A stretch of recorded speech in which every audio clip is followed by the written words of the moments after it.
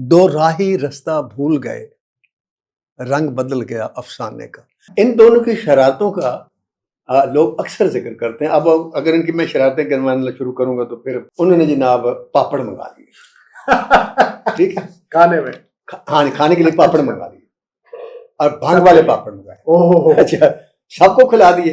उल्फत की नई मंजिल को चला, तू डाल के बाहों-बाहों में, दिल तोड़ने वाले देख के चल, हम भी तो पड़े हैं राहों में। लेकिन लाइफ के कितना करीब है। बिल्कुल।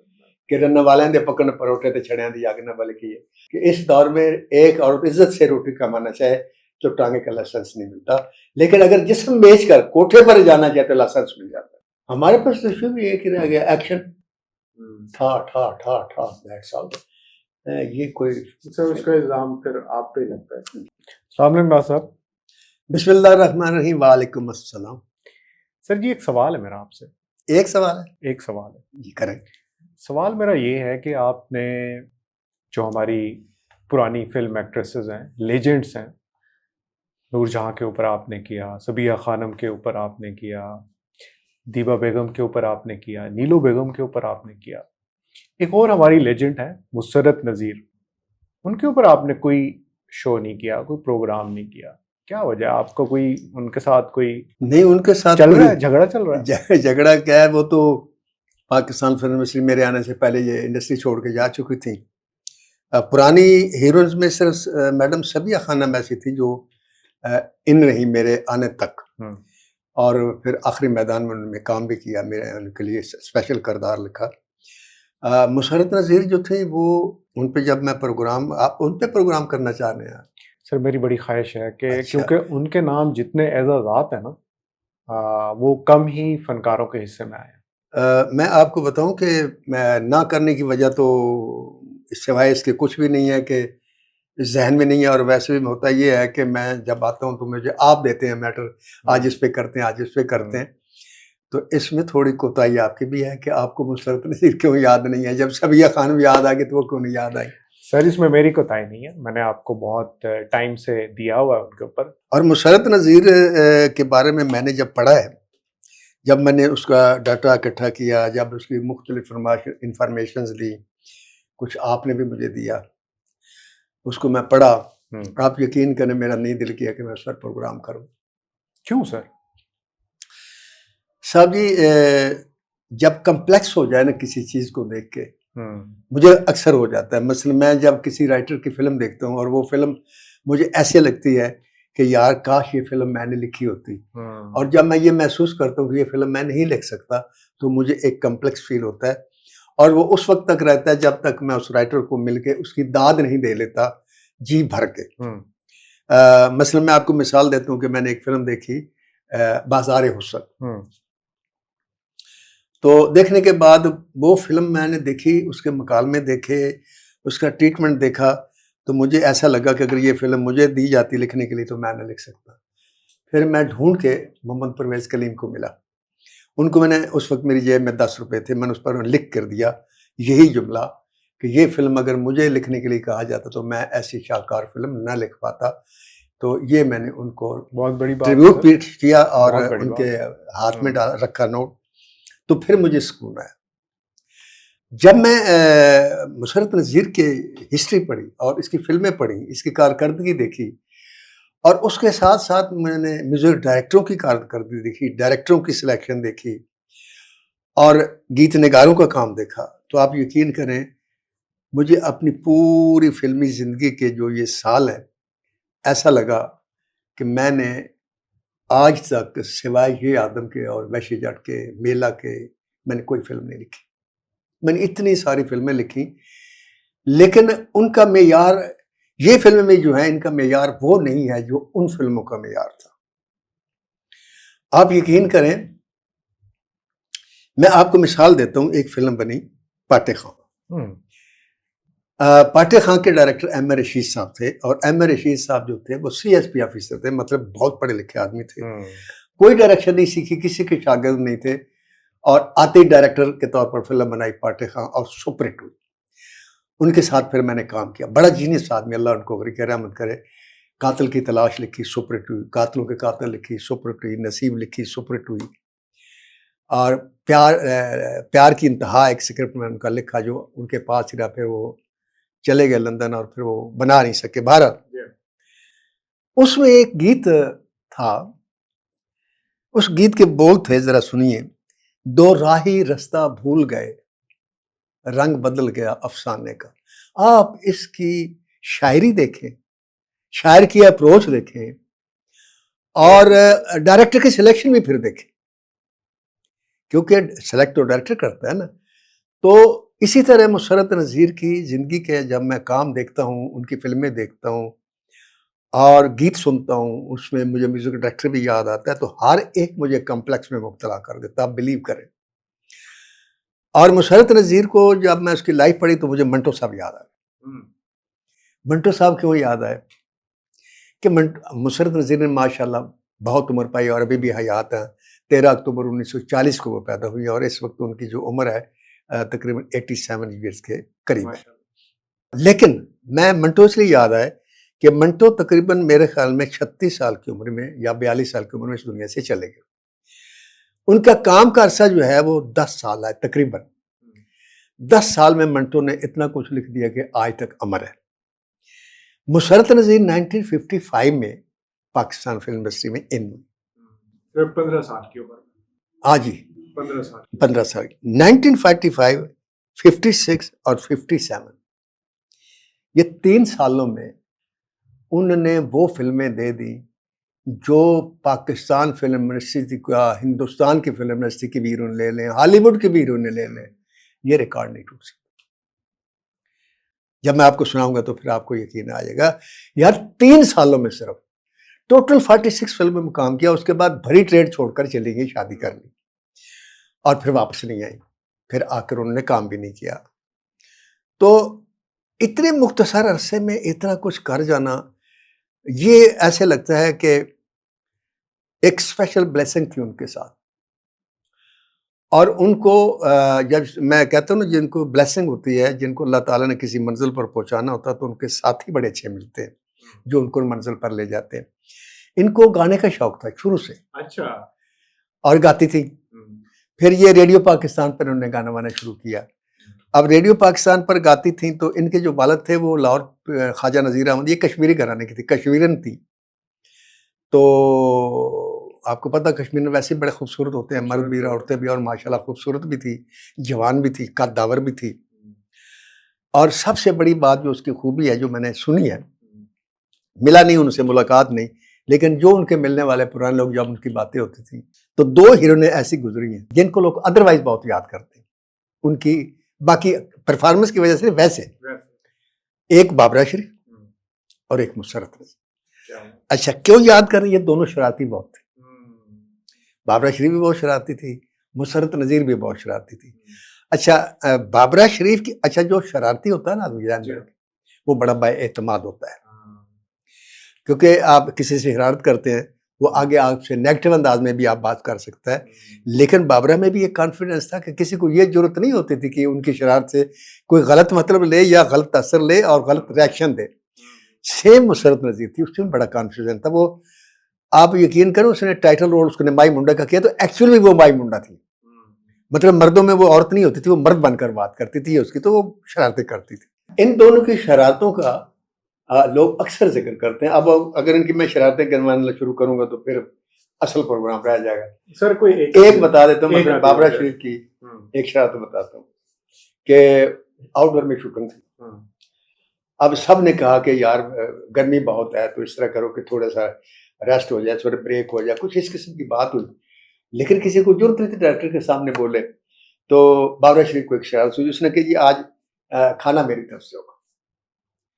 उन्होंने जनाब पापड़ मंगा लिए। ठीक है, खाने में, हाँ खाने के लिए पापड़ मंगा लिए और भांग वाले पापड़ मंगाए। अच्छा, सबको खिला दिए। अब उसके बाद डायरेक्टर बुलाया, भाई इतना इशार दे, अगले हंसना शुरू कर दे।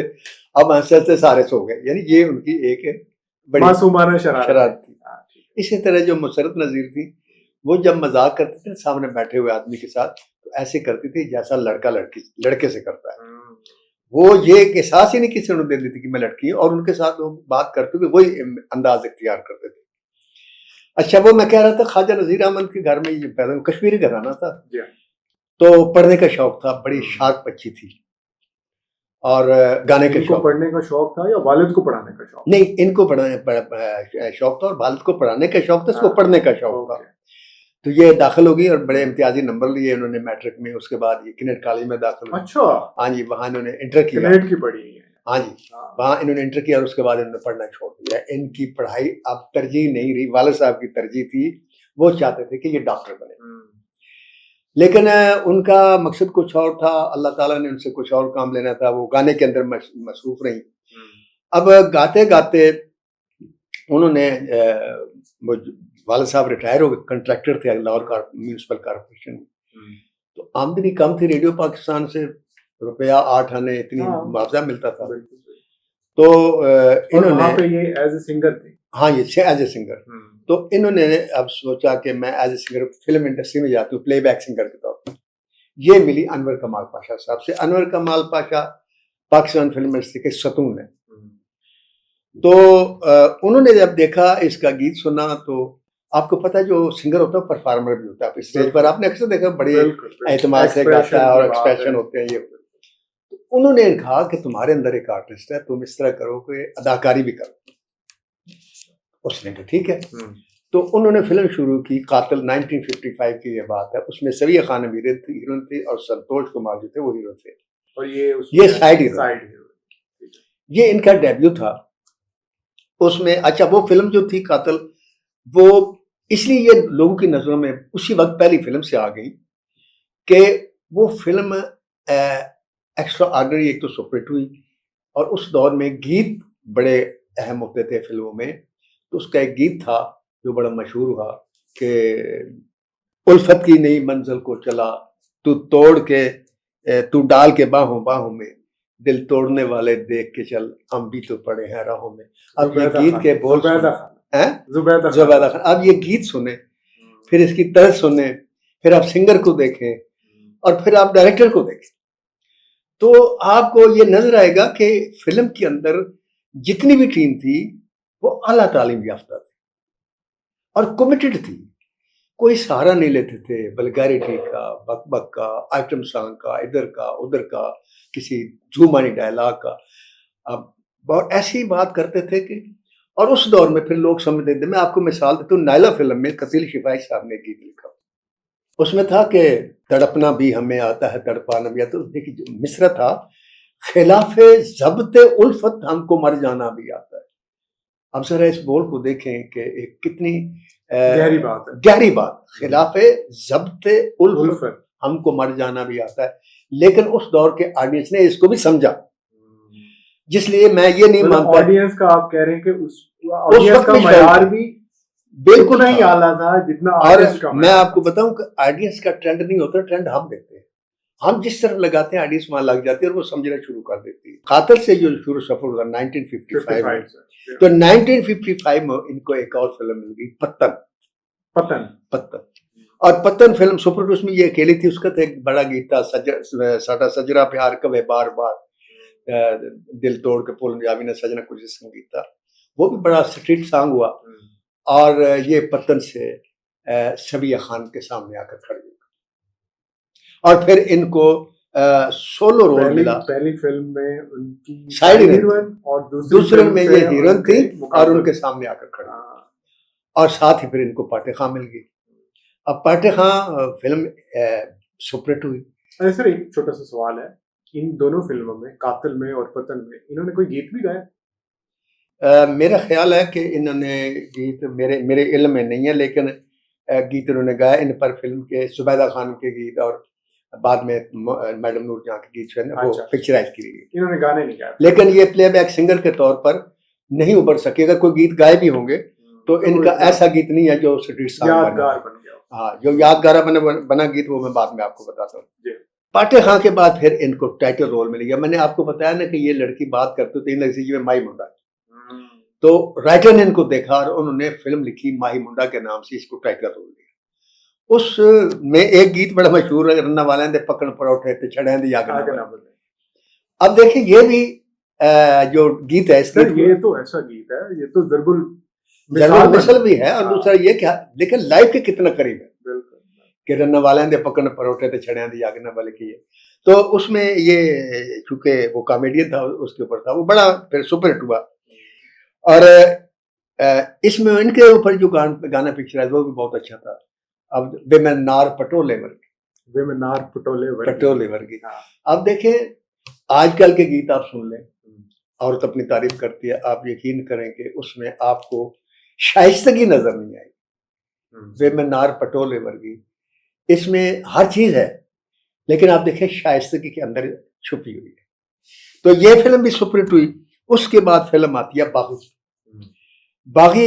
एक शाहकार और यादगार फिल्म है सर, जो चाइना में रिलीज हुई पहली दफा पाकिस्तान की फिल्म। और ये 1956, ये 1956 की बात, जी हाँ 56। और पहली पाकिस्तान में ये चाइना की फिल्म है, चाइना में फिल्म पहली पाकिस्तान की। अच्छा, ये पहली पाकिस्तानी फिल्म है जो चाइना में क्यों हुई कि बेसिकली वो जो आइडियोलॉजी जिनकी चाइना की थी ना, गरीब की हिमायत और वो और अमीर के खिलाफ लड़ना और डाकू बन जाना, तो वो बागी जो था वो उस सिस्टम का इनकलाब की कहानी थी। इनकलाब की कहानी नहीं थी। अब इनकलाब के अलावा मतलब ये वो दौर था जिस दौर में फैज जैसे लोग और मंटो जैसे लोग, जिनको तरक्की पसंद लोग कहते हैं, जिन पर इल्जामात भी लगे कि ये कम्युनिज्म की तरफ माइल है, उनमें रियाज शाहिद भी शामिल थे। तो इस तरह के ये लोग थे। तो उस दौर में ये एक आम तहरीक चल रही थी।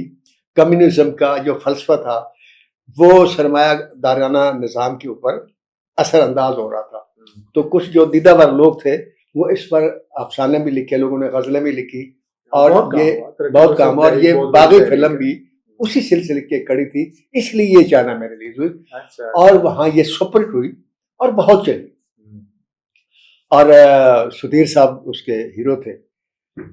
सुधीर पर हमने प्रोग्राम किया है। सुधीर पर हमने प्रोग्राम किया, लेकिन हम एक डिटेल में प्रोग्राम करेंगे। हाँ, सुधीर भी एक तारीख है पाकिस्तान फिल्म इंडस्ट्री की। अगर मैं तारीख कहूँ ना तो 3 आदमी है सर, तिकोन 3 वाले 4 है। अनवर कमाल पाशा डायरेक्टर में, जी चिश्ती मौसीकारों में, और सुधीर एक्टर में, सबिया खान और मुसरत में। ये एकेडमियां भी हैं, ये तारीफ भी है, उनके रिकॉर्ड हैं, तोड़ कोई नहीं सका। तो सर अब 90 देखें पाकिस्तान में, हमने जैसे इंडिया में उन्होंने पूरी हिस्ट्री, वहाँ की जो मधुबाला है उसके घर को उन्होंने एक म्यूजियम बनाया हुआ है, पूरी उसकी तारीख उन्होंने प्रिजर्व की हुई है। लेकिन बदकिस्मती देखिए कि हमारे पास किसी भी इस तरह के फनकार की। सर मैं चीखता रहा, ये लिबर्टी के गोल चक्कर के पास मैडम नूर जहाँ की रिहाइश थी, बिल्कुल मैंने वहाँ गया हुआ उनके घर में कई दफा। जी हाँ। और जिस प्लाजा बना हुआ है गोल चक्कर के। और जब उनका इंतकाल हुआ तो मैंने प्रोग्राम में इंटरव्यू में, उस वक्त ये टीवी के मैं व्लॉग नहीं करता था, लेकिन हर इंटरव्यू में मैंने कहा कि खुदा के लिए एक हॉल बनाए और उस हॉल में हर एक्टर की फिल्में रखें, हर सिंगर के गाने रखें, हर म्यूजिक डायरेक्टर के गाने रखें, हर डायरेक्टर की फिल्में रखें, जो आते हैं वो उन फिल्मों को देखें, वो सीखें। नहीं बना, फिर मैंने कहा कि मैडम नूर जहाँ के घर को लोक विरसा करार दे दें, वहाँ उनके गीत जो है वो रखे उनके सारे। नहीं किया जनाब, वो बिक गया और आज वहाँ प्लाजा बना हुआ है। हमें अपने कल्चर को संभालने की शायद हमारी फिक्र में चीज नहीं है, सर हम ऑन ही नहीं करते, इसलिए नहीं ऑन भी नहीं कर, इसी तरह हम पीछे जा रहे हैं। आप देखिए पिछले टेन्योर में 5-7 साल हमारी गवर्नमेंट में कल्चर मिनिस्टर कोई नहीं था। ये हमारी तरजीह, ये जब हमारा हाल होगा, क्योंकि वो कौम कभी नहीं मरती जो अपने कल्चर से जुड़ के रहे। जो कौम अपने कल्चर से दूर हो जाती है वो मिट जाती है, उसका अपना आप नहीं रहता, वो फिर चूं चूं का मुरब्बा बन जाती है। तो कल्चर के साथ जुड़ा रहना बहुत जरूरी है। आप बात कर रहे थे कि 5 लोगों की, हाँ ये 5 लोग लेजेंड्स जिनको आप, इन पर एक प्रोग्राम नहीं, एक आदमी पर मैं कम से कम 3 का प्रोग्राम कम से कम करूँ 40-40 मिनट के, फिर जाकर ये कवर होते हैं, वरना ये कवर नहीं होते। सर हम करेंगे आज। अब ये मैं आपको बता रहा हूँ, ये 55 और 56 2 सालों में अब देखें मुसरत से कहाँ पहुंचे। यानी एक ये तो मैं फिल्में वो गिनवा रहा हूँ ना जिन फिल्मों में उनके गीत और मखसूस है, वरना उनकी जो 46 फिल्में, उनमें 14 पंजाबी है, बाकी उर्दू है।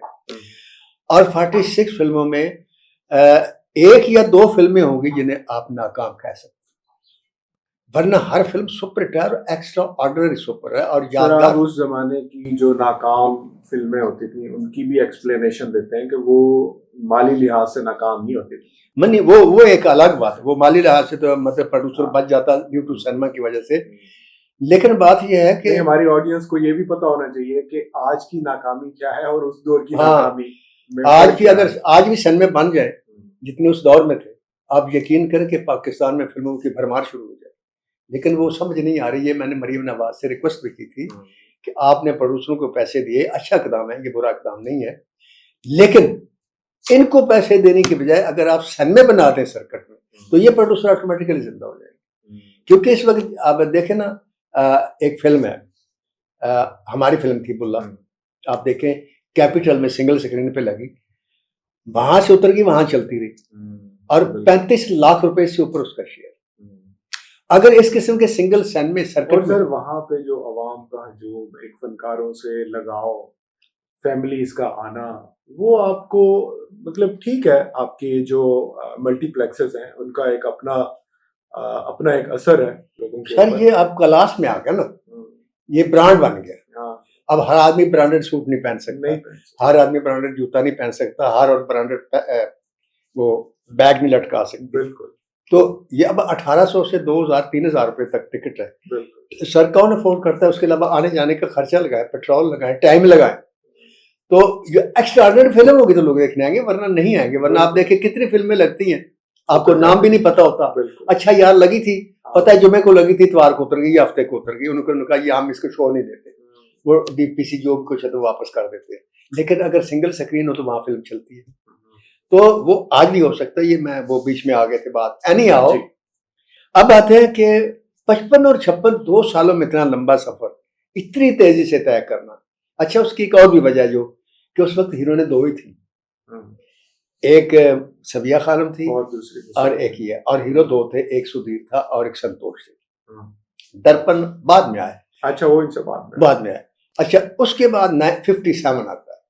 57 एक तारीखी साल, एक ऐसा साल जिसमें मुशर्रत नज़ीर का जो रिकॉर्ड है कायम किया हुआ, जो अल्लाह ने उनको अता किया, वो 57 से लेकर आज 2026 हो गया है, पाकिस्तान की कोई फिल्म उसका रिकॉर्ड नहीं तोड़ सकी।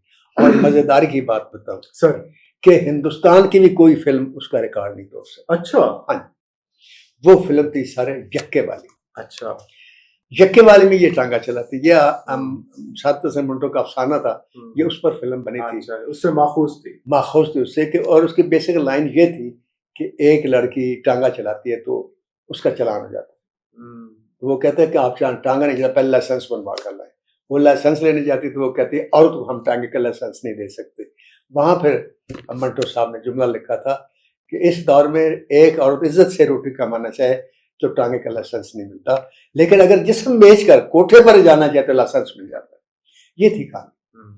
तो उसमें ये लड़के के रूप में आती है, टांगा चलाती है और नीले उस पर आशिक हो जाती है। ये एक अलग स्टोरी थी। असल हीरो सुधीर थे। खैर, उस फिल्म का जो रिकॉर्ड था सर, आपको मैं बताता हूँ, उस दौर में 1957 में डॉलर का रेट था 3 रुपए,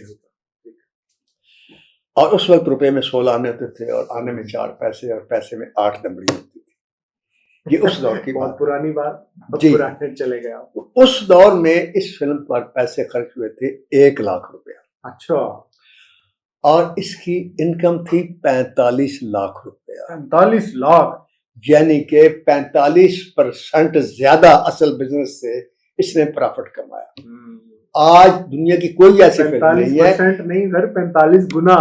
वही 45 गुना की बात कर रहा हूँ मैं। आज कोई फिल्म ना तमिल फिल्म की, खा बाहुबली हो, खा वो इंडिया की फिल्म हो, जितनी मर्जी हो बड़ी फिल्म हो, अपनी लागत से 45 गुना ज्यादा किसी फिल्म ने बिजनेस नहीं किया।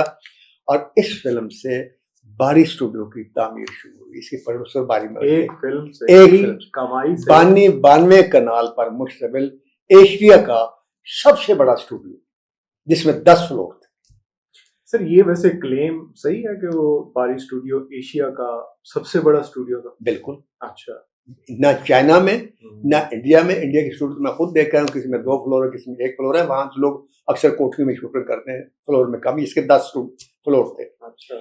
और बदकिस्मती देखें कि यक्के वाली से बनने वाला 1957 का बारिश स्टूडियो 2026 में आकर खत्म हो। और उसमें आखिरी फिल्म हमारी शूट हुई जी बोला। अच्छा, एक और आजाद इसी तरह सबिया खानम की एक फिल्म थी, वो शुरू की थी आगा जी गुल साहब ने। उस फिल्म का नाम था अब्दुल्ला भट्टी। उसकी इनकम से एवरनो स्टूडियो का भी। अच्छा, तो ये दोनों की हीरो सुधीर थे। इसलिए मैं आपसे कहता हूँ कि सुधीर, सबिया खानम, मुशर्रफ नजीर, अनवर कमाल पाशा, GH चिश्ती, ये वो लोग हैं जिन पर मुझे आप 20 मिनट 25 मिनट का प्रोग्राम के लिए ना बुलाएं। अगर बुलाएं तो 1 2 3 प्रोग्राम किए करें, ताकि पब्लिक मुतमिन हो सके। हम ये उनको सही से पहुंचा नहीं सकते। तो यक्के वाली में वो बड़ा मशहूर गिना था कि कली सवारी भाई पार्टी लोहारी, आपको याद होगा। और रेशम दा लाचा लाख। मैं इतना पुराना नहीं हूँ, मैं मतलब नहीं, मैं भी इतना पुराना नहीं हूँ, इंटरनेट में सुना है, मैं भी नेट से देखा और सुना है।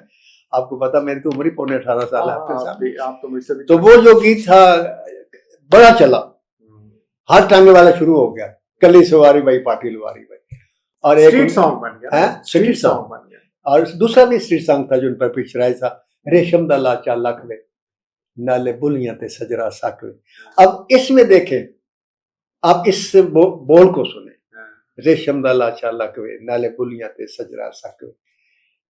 इसमें क्या नहीं है, लेकिन आप शाइस्ते की देखें, आदमी सोचने पर मजबूर हो जाता है। ये तारीखी फिल्म में है मुशर्रफ नजीर की। उस जैसी फिर फिल्म नहीं बनी, यक्के वाली फिर नहीं बनी, पत्तन फिर नहीं बनी, पाटे खां फिर नहीं बनी। और ये जो फिल्म थी, मैं क्या उसका नाम लेता हूँ, बागी, वो फिर नहीं बनी। और एक और फिल्म है, वो भी फिर नहीं बनी। वो फिल्म है, उस फिल्म पर मैं 4 प्रोग्राम कर सकता। वो कौन सी फिल्म? उस फिल्म का नाम है करतार सिंह। अच्छा। उसमें भी मुशर्रफ नसीर थी। अच्छा। उसका बड़ा मशहूर गाना था कि देसां दा राजा मेरे बाबल दा प्यारा, नवीर मेरा कोड़ी चढ़े। तो चलता है अब आज के दिन तक रेलेवेंट है, आज हाँ जी, उसके शायर थे वारिस सुल्तानी साहब। तो वो एक दिन मुझे सुनाने लगे, तो कहने लगे कि मैं जा रहा था, तो मेरा चलान रास्ते में पुलिस ने रोका।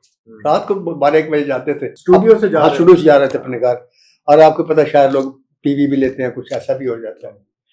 वो पुलिस ने देखा कि भाई ये नशे में भी है और रात भी है, तो उन्होंने चलान काटना शुरू किया। तो कहते यार मेरा चलान काट लेता तू? कहता हो। कहता तेरी शादी हुई है? कहता हुई है। कहता तेरी शादी ते कुड़ी ने कोई गाना गाया सी? कहता हाँ गाया सी। कहता केड़ा गाया सी?